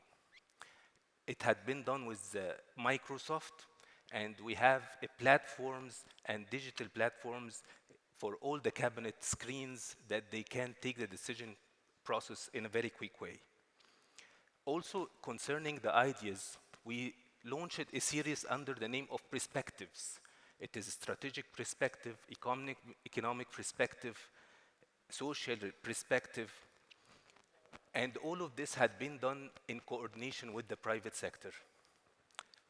Last thing, we shared all our information like IDSC Open Lab with the private sector for the first time. We shared around 1,500 indicators to the private sector in order to help them and the research community to provide us with analysis and provide back and forth feedbacks. So this is thank you. So now we move to our fellow speakers who are virtually with us. First, I move to Sarah. Hi, Sarah. Nice to see you again. Hello. Sarah, let's talk about change. What are the implications internally, inside a think tank? Because, you know, the way we distribute information among colleagues and fellows has changed. Hierarchies are changing. So there is a lot going on inside. So tell us something about change and internal developments. Please, Sarah, over to you. Thank you, Antonio. So I would first like to thank Jim McGann, Alyssa, Zuha for pulling together this conference in the University of Pennsylvania, TTCSP. And I wish I could be there in person, but sadly, Harvard University still has travel restrictions. I work as the Associate Director of Operations for the Belfer Center for Science and International Affairs. We're the oldest research center housed at the Harvard Kennedy School, and we're made up of faculty, staff, and fellows. We currently have 12 research teams, 40 plus faculty affiliated, 60 staff members, and close to 200 post and pre-doc fellows, as well as professional fellows. In total, we're about 300 people at an academic think tank looking at the policy connections and synergies at the nexus of science and international affairs. The Belfer Center's journey to remote work followed many organizations in Boston. We went fully remote in April after the Biogen outbreak that spread across Massachusetts. During that period, we transitioned from an analog community dedicated to desktops, in-person drop-ins, and more traditional methods of work. Then we went fully remote, which required us to deploy laptops, start using Slack, Microsoft Teams, Zoom, and Salesforce, also setting up elaborate home offices. This transition was painful at times, but overall it helped us adapt and learn to be more flexible. I will discuss 3 points: flexibility, hierarchies, and accessibility, and lastly, inclusion, accountability, and data for good. My first topic point, I want to talk about flexibility. During the early stages of the pandemic, it was made clear we had to rapidly change how we are interacting with our constituencies, whether that was student, faculty, fellows, or just the general public. We had to establish cross-functional teams, and we had to continue to push out our policy relevant research. We just had to overall be very flexible during the time. And we focused on the following areas: virtual programming, which has already been discussed, using technology for team building and outreach, and shifting long established norms for teams.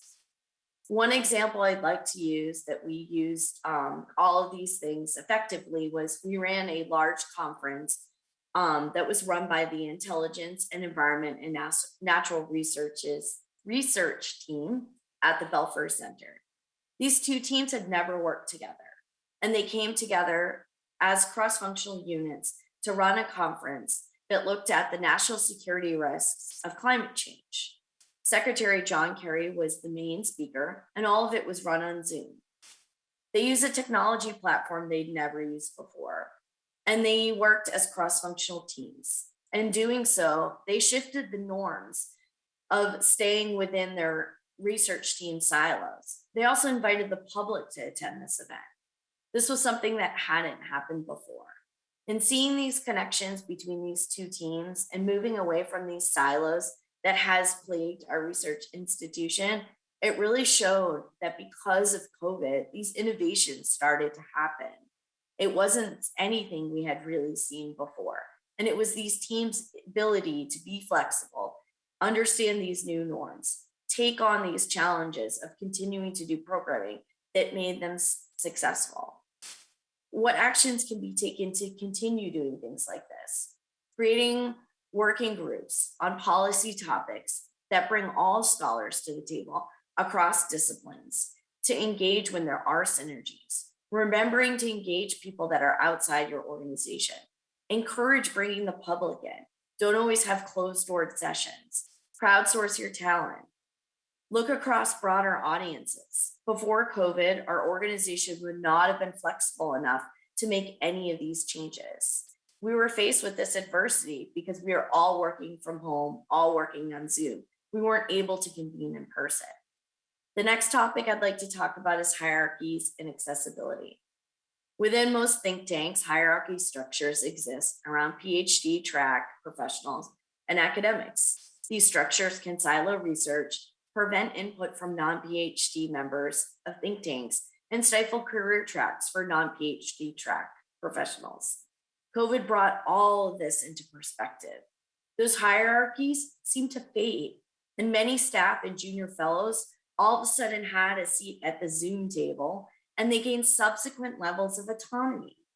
What we found, we were overlooking many of these things, and these things weren't discussed. We weren't discussing the hierarchies. They just were working as the norm. And we finally started talking about what these hierarchies were doing to our organization. Some topics that we discussed: rigid structures within academic think tanks, addressing work environment changes and establishing new dynamics for hybrid work, and then distribution channels for information. An example I would give you, as we were dealing with COVID, the United States was also dealing with a racial reckoning. We realized we needed to do work. We had blind spots. We had to come together collectively as functional and research teams. We formed working groups. And these working groups, we became more agile and flexible to think cross-center wide about how we can make changes. We organized. We discussed our failures to recruit diverse fellows and how we could create hybrid work environments that were more sensitive to people that had parents or had children or had to deal with elder care. All of these collaborations came together. And we also talked about race and diversity on a level we had never discussed these issues before. We had open conversations with facilitators that addressed inequities around work and COVID and race. We had a Zoom forum where we discussed the attack on the Capitol. We had never pulled together our collective group as a unit to talk about something so pivotal as that day. Nothing like this had happened. The most substantial and promising thing that did happen out of this time was, as a center, we came together and created a diversity, inclusion, and belonging plan. This happened because of COVID. We had to face the reality that we had failed and that we could do better, and how we could do better, not in person, but all over Zoom. These hierarchies faded, communication opened, and we came together. What actions can be taken for the future? Continue to push for open communication engagement on all levels, regardless of these hierarchies. And remember to continue to create open communication avenues for accessibility for all those that are a part of the center. And then develop policies that increase buy-in and elevate decision-making. So it's not always top down from the senior leaders. 1 minute, please, sorry. Okay. And my last point I would just like to make is inclusion and accountability and data for good. So one of the things we did was we started tracking our outputs, our demographic data. We faced significant cultural shift. During that time, we had several workflow transitions. We used Salesforce to run our marketing campaign. We really looked at who we were recruiting, who we were bringing on board to be fellows, and we looked at that demographic data, and we saw where we need to have shifts and have holes. All of this was done on Zoom. None of this was in person. The one thing I will say, kind of in closing, the last questions that I do have is, I wonder if think tanks are ready to address their own blind spots, failures, and collectively ready to make change, to innovate once back in person. COVID created a dynamic for institutions to innovate. It was basically an incubator period. When we return, will we lose this momentum? What does the future look like with these new norms? It seems clear that people moving on are not coming back to work. They're not coming back to the Belfer Center. We are having a major shift because they don't want to go back to the ways that we were operating before. And we are losing talent. How do we bring people back into the fold? Thank you very much. Thank you. Thank you very much, Sarah.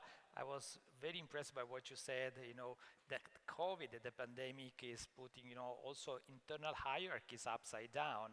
And this is something, for instance, we experienced also at ISPE, in which there was a relatively young researcher, but he was very, very good at managing data. And then he was disaggregating the effect of COVID on the population, the Italian population, and journalists were calling him directly to have the latest data, the disaggregation, instead of using the official figures, for instance, of the Italian Ministry of Health. So creating also some problems with the ministry itself. But I mean, this is also an opportunity to reconsider internal processes, internal also awarding also processes. So data management, I not mentioned it by case, it's not a case because now we have a real expert on that. So it is Khulud Odell.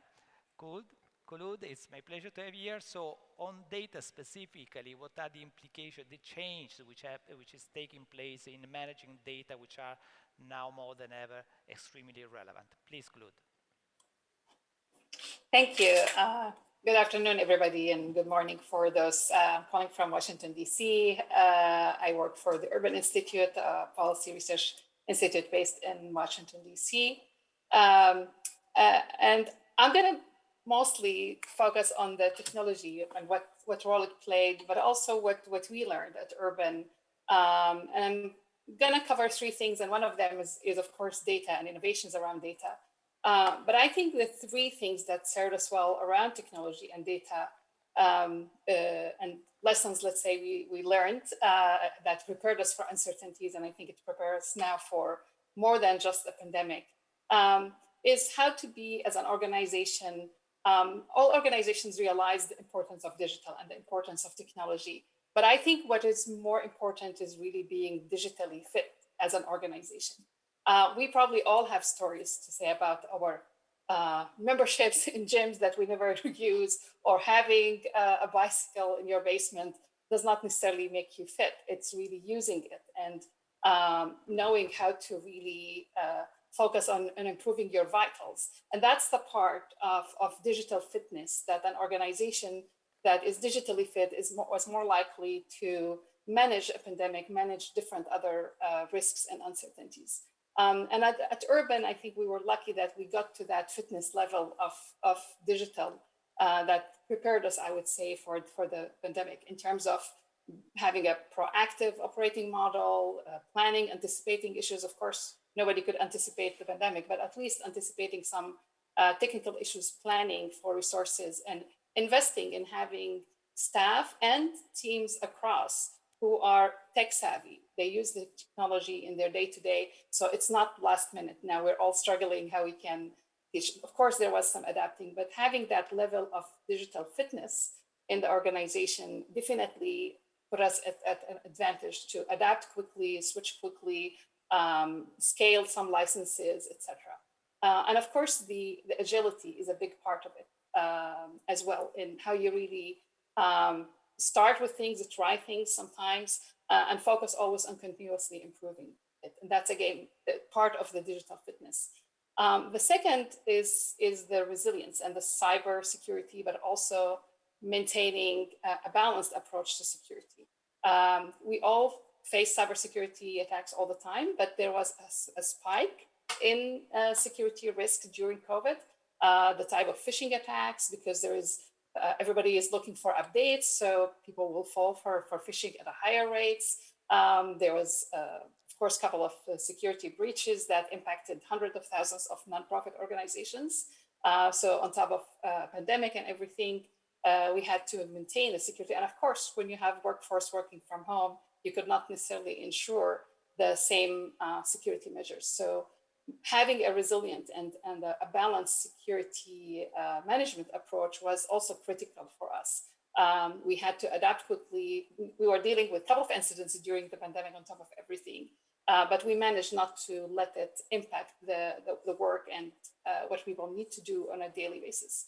And that's also what it plays in preparing you for uncertainties, because the last thing you want is to have your operations be down because of some of the security risks that are unavoidable. They're part of reality and life.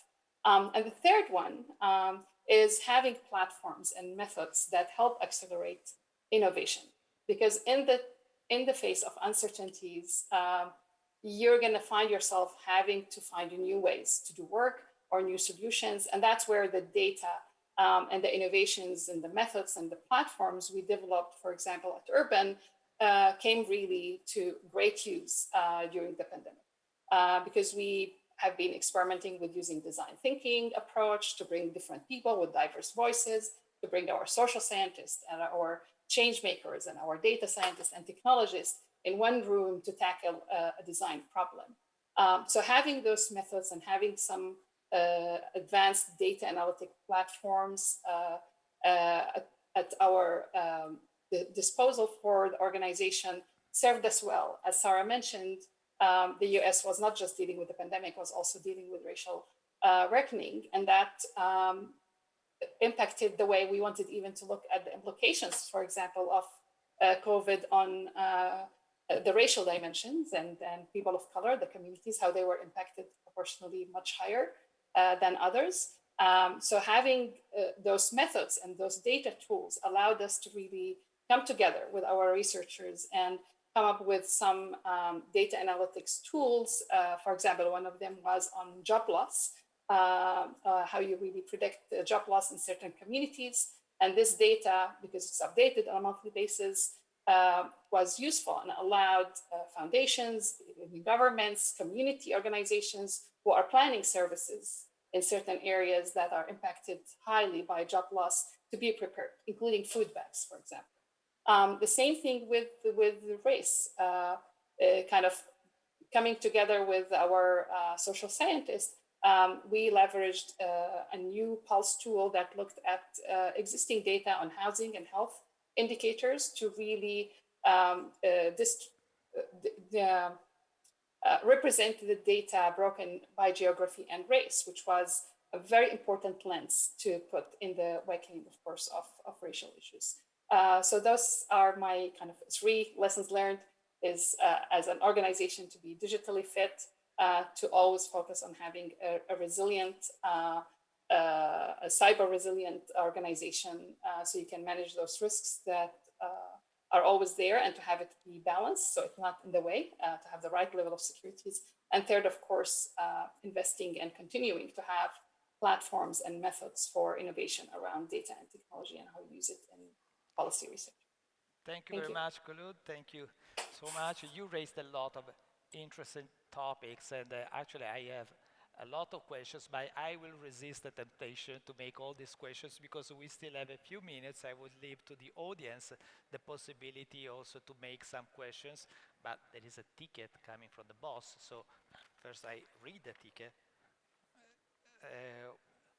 What a piece of I would give to think tanks as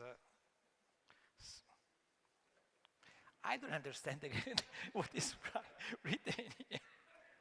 But maybe I try to interpret it. I mean, if you had a single advice you would share with all the others, okay, on what is, in your experience, navigating through this period, okay, this success of your institute, of your think tank. I mean, the single, advice you would share with the others because you experienced that it worked. Habla. It's slightly different, but I know. Please, habla. Can you hear me? Yes, okay. I think our biggest success, interestingly enough, we were very successful during COVID, so there is quite a good silver lining there. And the success was because we were on top of things. We started to do the research back in March 2020. This is when we started, and nobody was doing any research at the local level, at the sectoral level. We did it and we passed it on to the policymakers, and it was very highly appreciated. Policymakers from the president down, okay? All right, so this was the success is to be on top of the situation and do the research on what needs to be researched and do it in a way that is timely, simple, easily communicated to the policymakers. Perfect. Please. Hello, hello. Oh, there we go. Getting online. It's as simple as that. I mean, we had a great team. My team just got us on Zoom, trained all the other staff how to do it, made us look good. It was great.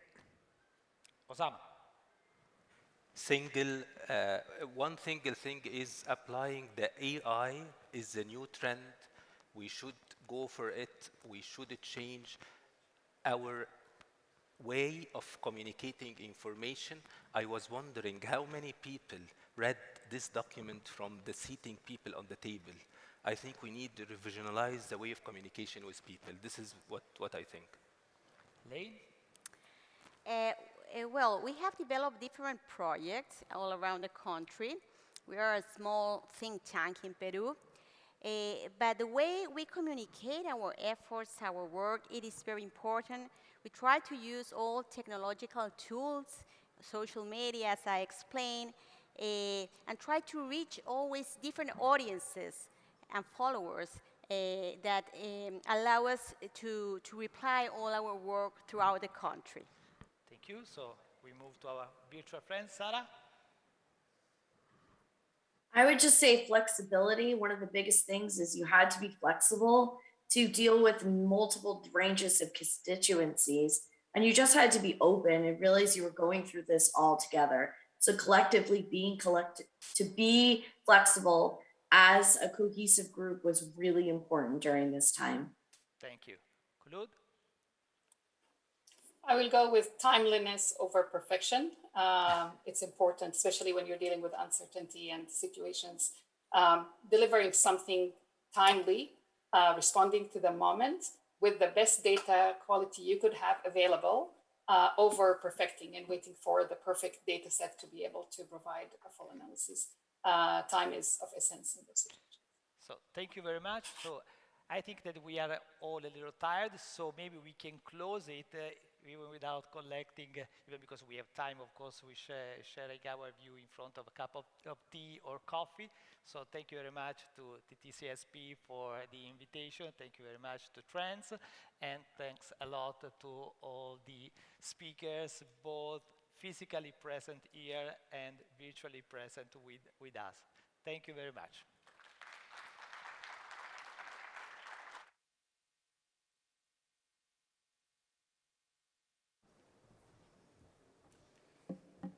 Thanks a lot to all of you for that truly engaging session.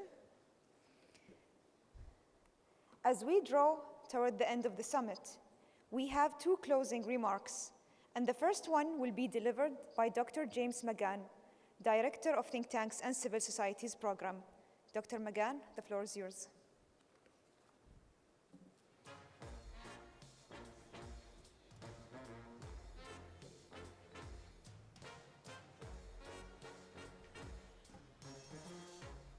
I will be very brief and merciful since we have been at this. And one of the challenges we face in organizing these summits is that people are only willing to give a day and a half.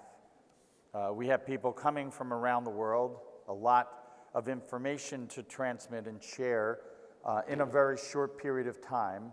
And one can see on the faces in the audience information overload and weary. But let me make just two quick points. One, we've had a lot of discussion about the new business model and what does that mean. The reality is, and historically, the executive director of most think tanks fell into the job. They looked around the room, and the one person who wasn't looking down got the job. That they usually were an eminent scholar who was very well organized. The institution needed a leader, and they went to that person. Additionally, the tech person was someone who, on their own time, was very technically proficient, and they became the tech person for the think tank. Fundraising was someone who knew a bunch of people, had good connections, and was the fundraiser. Communications was usually someone who was a good writer and effective at that. And then, last but not least, were the scholars. All of those positions have been transformed. All of what I would describe on-the-job training is no longer possible. That think tanks have to be professional. They have to have people who come into the jobs with the experience, not gaining the experience on the job. Why? Because the margin of error, the area of which a think tank can success or fail is very, very narrow. And so there isn't a margin for error, and that requires a professionalization of think tank staff and a new business model. The final point I'll make, which is a variation on the only constant is change, but is clearly what will come out of COVID, is that and in terms of the world we now live in what I describe as the increased velocity of information and policy flows. And I'm a big fan of Shakespeare, and I believe that the physical world and climate change is reflected in the body politic and the rest of society. And so the only, unfortunately, and not good news on the end of this forum, is the only normal will be abnormal, meaning that there will be constant abnormal events that will no longer be the 100-year benchmark of a flood, etc. That's out the window. It will be constant abnormal, and our institutions need, as has been said, to be resilient, responsive, adaptive, and to be thinking about the future and preparing each one of our institutions for that. I hope that our day and a half together, which you may think has been a century in terms of what was crammed into this period, was valuable. I found it incredibly valuable, and it will have a long shelf life beyond this meeting. And I want to thank our colleagues at Trends for helping make this meeting possible. Mohammed said, we have not reached perfection. You're damn close to it, because it was incredible in terms of what you have pulled off in a very short period of time. The logistics, the content, the people connection, the care in which you showed was extraordinary and as close to perfection as you can get. I want to thank all of you who have traveled far, and I have not mentioned this, but 6 of the people, by my count, and there may be more, had COVID and have survived, who participated in this program. And there are several who are in person, months ago had COVID and survived. We must continue to strike out, to be a part, to be on the front lines, and to bring about the change that we all desire. Thank you all very much, and I look forward to see you in person in not too distant future.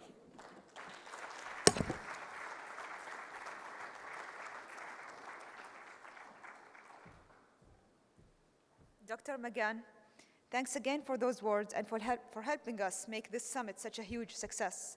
I now invite Dr. Mohammed Abdullah Ali, Chief Executive Officer and founder of Trends Research and Advisory, to deliver his concluding remarks. Kindly note that the remarks will be in Arabic, so you can switch your translation devices to channel 1 in English. Thank you very much.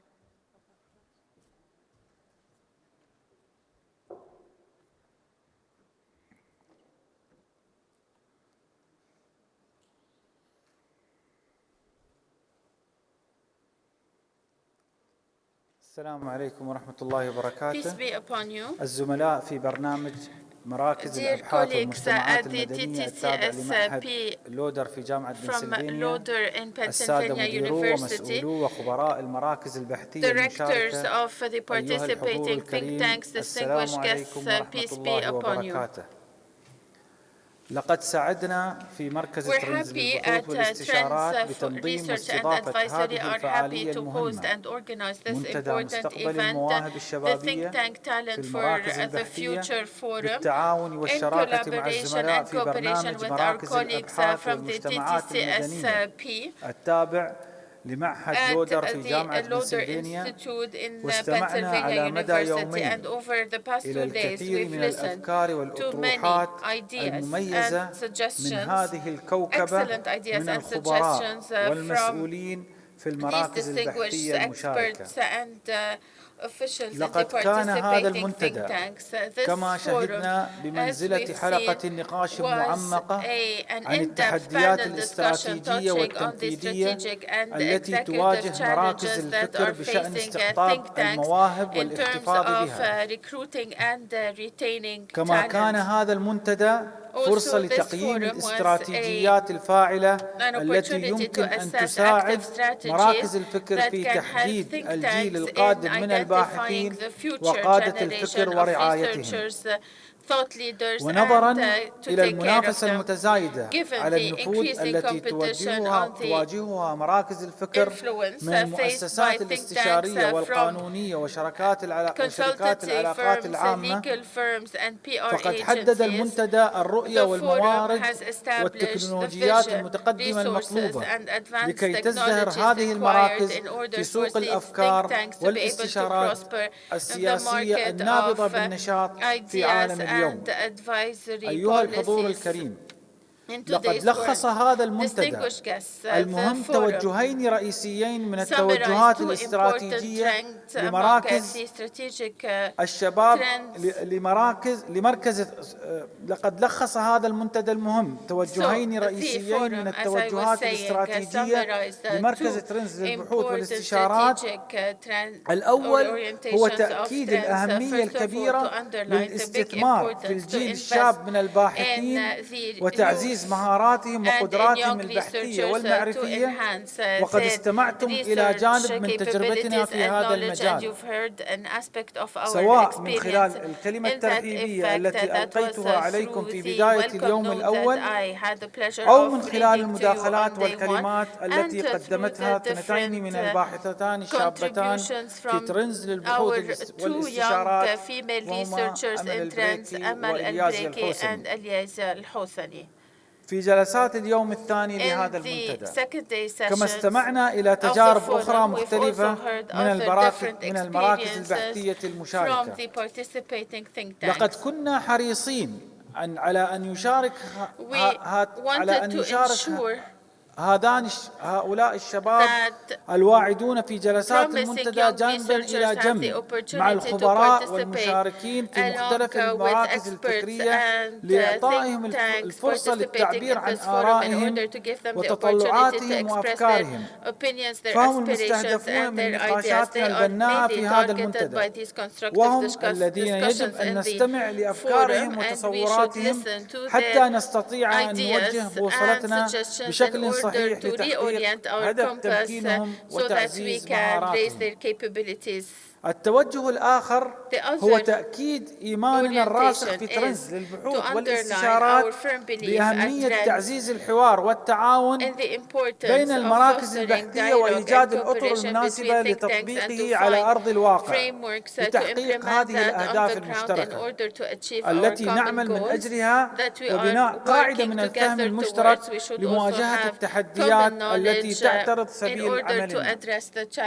فرغم التحديات التي فرضتها جائحة كوفيد-19، فقد كنا مصرين نحن وشركائنا في برنامج مراكز الأبحاث والمجتمعات المدنية على تنظيم هذه الفعالية على أرض الواقع، وهو ما تم بالفعل وبنجاح كبير بفضل هذا التعاون. وأريد هنا أن أشير إلى أن هذا المنتدى ليس المحاولة الأولى لترندز لجمع المراكز البحثية من أجل تعزيز الحوار والتعاون، ففي العام الماضي نظمت ترندز مائدة مستديرة شارك فيها 20 مركزا بحثيا من المنطقة والعالم لبحث فرص التعاون في مواجهة التحديات المشتركة التي فرضتها جائحة كوفيد-19. وسننظم في وقت لاحق من هذا العام النسخة الثانية من هذا المنتدى، ونسعى إلى توسيع نطاق المشاركة فيه، كما أن لدينا شراكات بحثية مع أكثر من 70 مؤسسة بحثية وأكاديمية في المنطقة والعالم، ونعمل باستمرار على توسيع نطاق هذه الشراكات. ولدينا أيضا قائمة واسعة من الباحثين والخبراء غير المقيمين من ثقافات ومراكز بحثية متنوعة عبر العالم الذين نعمل ونتعاون معهم. that we إننا cooperate حريصون with. على استمرار هذا We are التنسيق keen to continue والتعاون this cooperation مع المراكز and البحثية coordination المختلفة، with different وسنظل think نعمل tanks في and هذا will الاتجاه، continue to work كما to سنظل that داعمين effect, and بقوة we will لبناء continue قدرات to ومهارات strongly الجيل support الجديد من capability الشباب الباحثين، raising وخاصة في among المنطقة المهمة young من research, العالم. especially in this important أيها region of the الحضور world. الكريم، Distinguished guests, مرة أخرى once أشكركم again, على I would like to مشاركتكم thank you on الفعالة your active and والبناءة في constructive هذا المنتدى، participation وعلى in الأفكار this التي forum. I قمتم would like to بطرحها، thank you for all والتي the ideas تقدم that رؤية were put forth أولية and that لخريطة established طريق a يمكن أن first نسير بها vision ونسير for a عليها roadmap that لمساعدة we can المراكز adopt البحثية and على progress تطوير مهارات in الجيل order to القادم help think من tanks to الباحثين develop بل the والاحتفاظ بهم. next generation talents and وأخص researchers بالشكر and to retain them. الدكتور I would جيمس like to ماغان particularly thank وفريق Dr. عمله James الرائع Magan and his في excellent برنامج team المراكز at البحثية the TTCSP والمجتمع المدني التابع لمعهد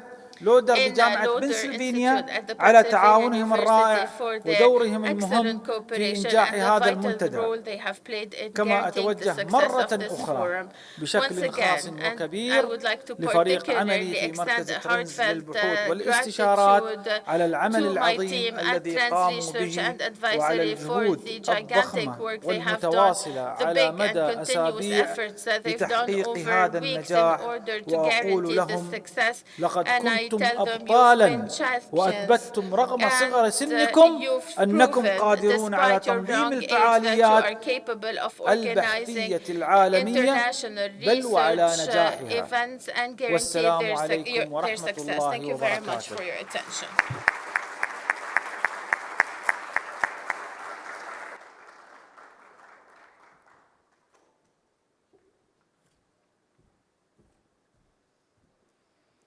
Thanks a lot, Dr. Mohammed Al-Ali. At the end of these really enriching sessions, it is my duty to thank all participants, panelists, chairs, those who attended in person, and those who joined us virtually over the last 2 days. We thank you for your time, making this memorable for us and enriching us with your thoughts and inputs. It goes without saying that we live in an interconnected and globalized world with shared values and commitments toward the betterment of our societies. The fact that so many scholars, experts, researchers, and think tank officials converged from so many different countries over the past 2 days only proves that together we can seek and find solutions that may have eluded us so far. We have covered a lot of ground in this regard during the last 2 days, and we at Trends Research and Advisory intend to continue such engagements in the future. Together, we intend to surmount challenges, and together we will achieve our desired objectives. On that note, and as we officially close the summit, I'm happy to invite all panelists that have participated in the first and second day to the stage to take a group picture. Goodbye, take care, and look forward to seeing you again soon. Thank you very much.